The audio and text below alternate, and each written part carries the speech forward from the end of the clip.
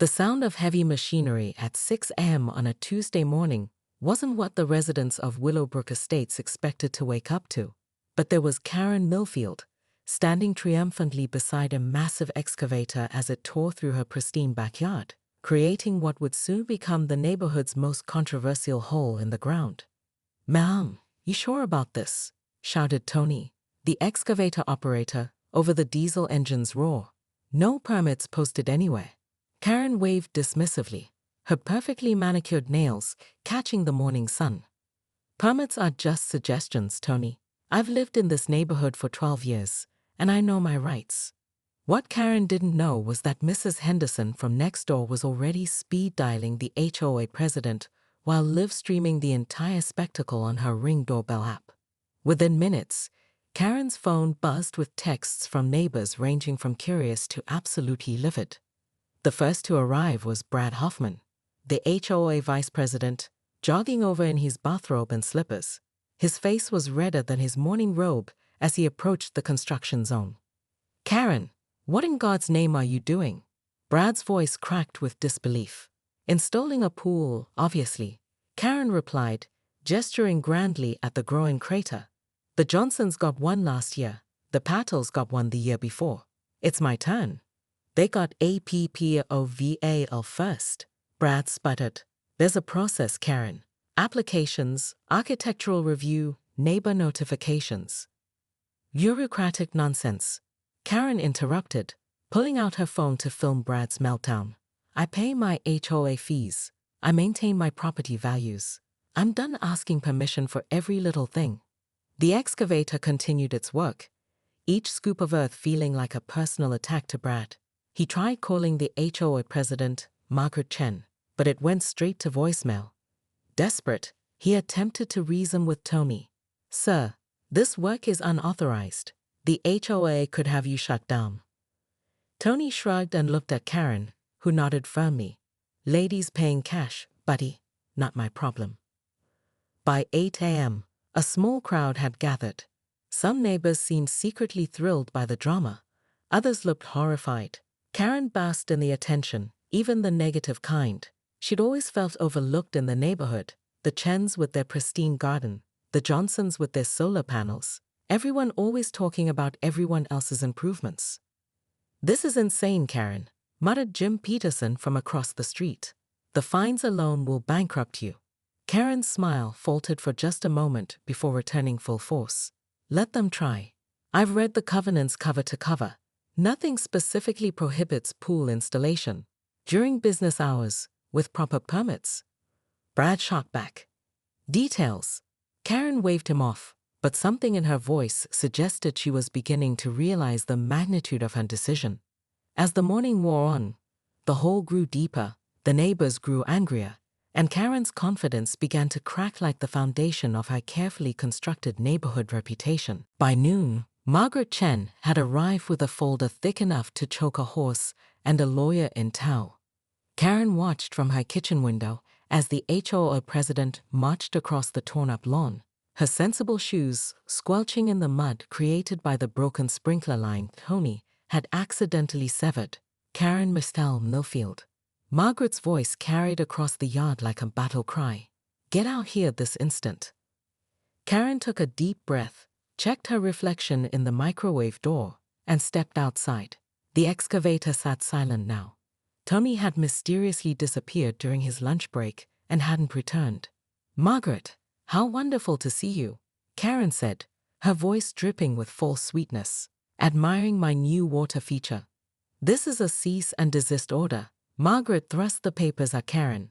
"Stop all construction immediately, or we'll have the city shut off your utilities." Karen's mask slipped. "You can't do that."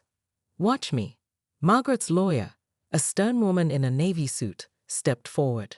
"Mrs. Millfield, you're in violation of 17 different HOA covenants, 3 city ordinances, and possibly building codes. The fines start at $500 per day." The number hit Karen like a physical blow. She'd budgeted for the pool, even the inevitable HOA fine, but not daily fines, not lawyer fees, not potential utility shoot-offs. "This is harassment," Karen said, but her voice lacked its earlier conviction. "This is consequences," Margaret replied coldly. "You want to know what harassment looks like? It's when my phone has been ringing nonstop since 6 a.m. with complaints about noise, property damage, and decreased property values. Mrs. Henderson's sprinkler system is flooding her basement because your little project severed the main line." Karen glanced toward the Henderson house, where indeed she could see a small river flowing from their side yard. Her stomach dropped. That's not my fault. The contractor you hired without permits to do unauthorized work on a property governed by HOA covenants you signed," the lawyer interrupted, "making you fully liable." For the first time that day, Karen felt truly afraid. She'd always prided herself on being smarter than the average neighbor, on knowing the system well enough to work around it. But standing there in the mud, surrounded by angry faces and legal papers, she realized she'd miscalculated badly. "I want to speak to your supervisor," Karen said automatically, then realized how ridiculous that sounded. Margaret almost smiled. "I am the supervisor, Karen, and here's what's going to happen.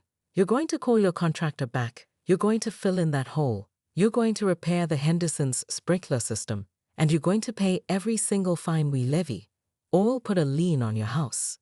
You're bluffing. Try me." The two women stared at each other across the muddy wasteland that had been Karen's backyard.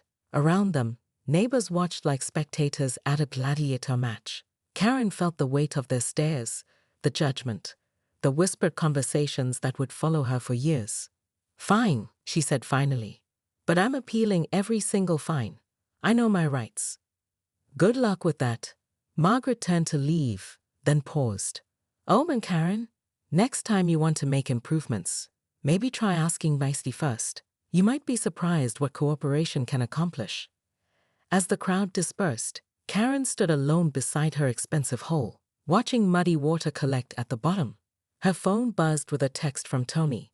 "Lady, I ain't coming back. This job's too crazy even for me."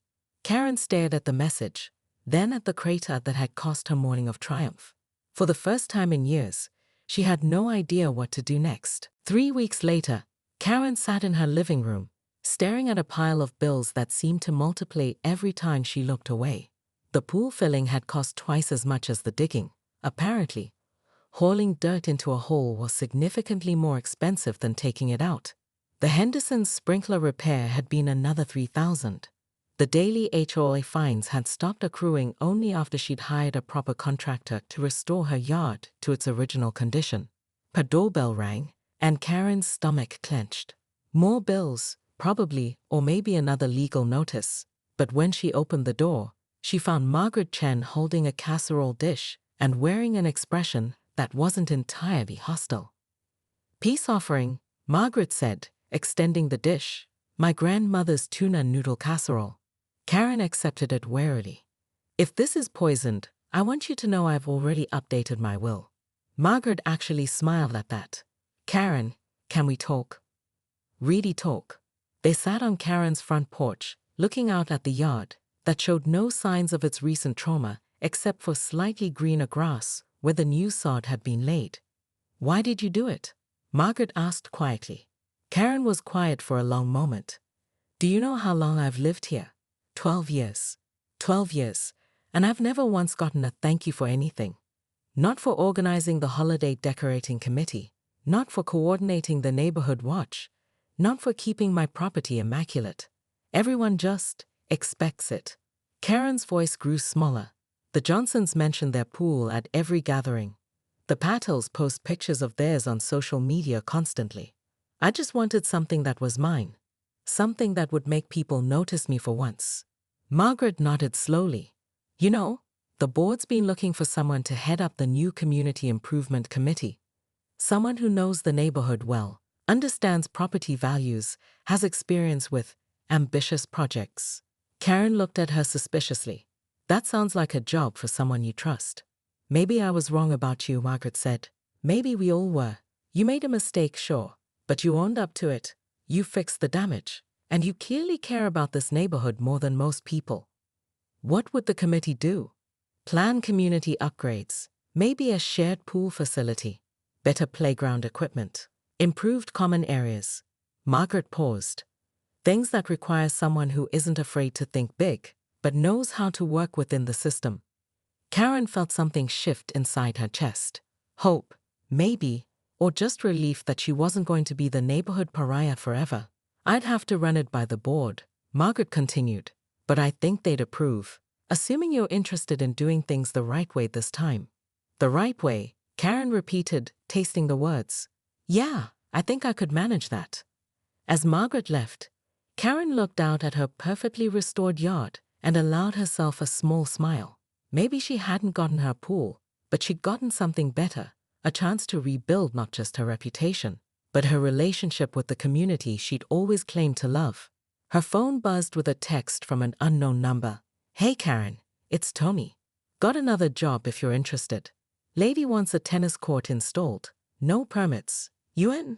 Karen stared at the message for a long moment, then typed back. Thanks, but I think I'm done with unauthorized excavation projects.